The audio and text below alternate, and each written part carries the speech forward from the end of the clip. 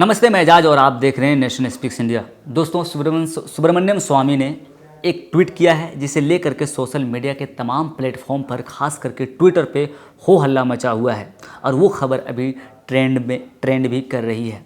आपको बता दूं, सुब्रमण्यम स्वामी ने इस ट्वीट के माध्यम से सरकार से आग्रह किया है कि जो बॉलीवुड के 3 खान्स हैं, जिसका सीधा सीधा इशारा है सलमान खान, शाहरुख खान और आमिर खान की तरफ, कि इन लोगों के पास जितनी संपत्ति है, इस संपत्ति का इन्वेस्टिगेशन सरकार करवाए और इनके जो भी प्रॉपर्टी विदेश में हैं, चाहे वो बंगला हो या तो फिर अगर कंपनियां में इन्वेस्टमेंट किए हो, इन तमाम चीज़ों पर भी सरकार ईडी के माध्यम से, आईटी के माध्यम से, सीबीआई के माध्यम से उसे इन्वेस्टिगेशन कराया जाए।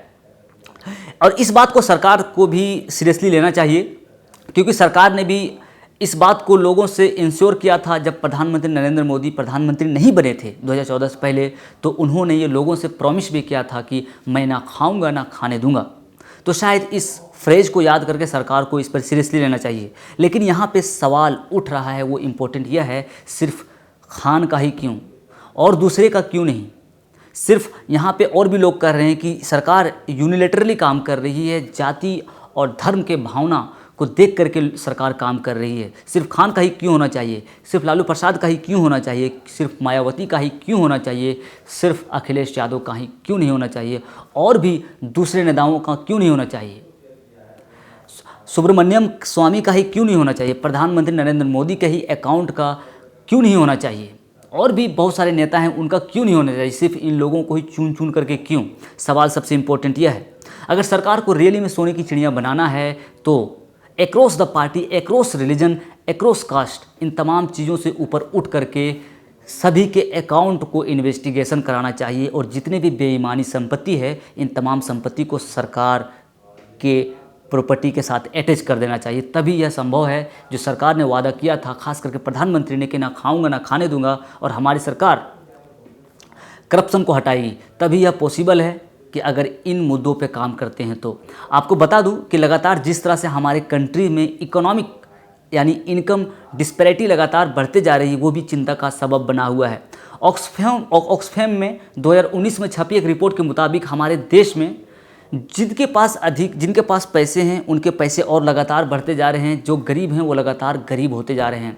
इसका सीधा सीधा मतलब यह है कि देश के लगभग 73% से अधिक प्रॉपर्टीज मात्र 1% लोगों के हाथों में है। तो आपके जहन में अभी सवाल यह भी उठ रहा होगा कि वो 1% लोगों में वो कौन कौन से हैं जो हमारे देश के 73% प्रॉपर्टीज़ पे, संपत्ति पे कब्जा किए हुए हैं। तो मैं आपको सीधा सीधा बता दूं कि उन लोगों में हमारे नेतागण हैं और हमारे सिर्फ पूंजीपति लोग ही शामिल हैं, बाकी बात और कोई नहीं है। सिर्फ यही 2-4 लोग हैं जिनके हाथों में देश की सारी प्रॉपर्टी है।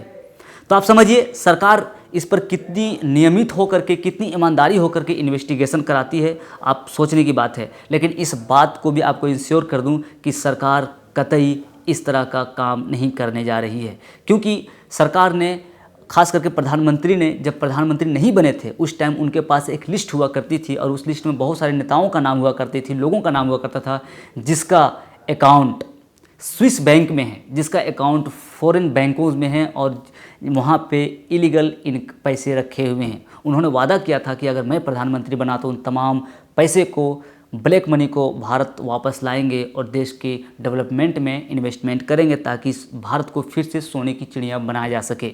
लेकिन अब 6 साल से भी ज़्यादा होने चले हैं, प्रधानमंत्री ना ही अब इन तमाम बातों पे डिस्कस करते हैं और ना ही बात करते हैं। तो समझिए कि क्या हालत अभी बने हुए हैं। जिस तरह की सुब्रमण्यम स्वामी कमेंट कर रहे हैं ट्विटर के माध्यम से, वो कितना रेलेवेंट है या इरेलेवेंट है सरकार के एक्टिविटीज़ से। अभी के लिए बस इतना ही। इस तरह के तमाम खबरों के साथ जुड़े रहने के लिए देखते रहिए नेशन स्पीक्स इंडिया। शुक्रिया।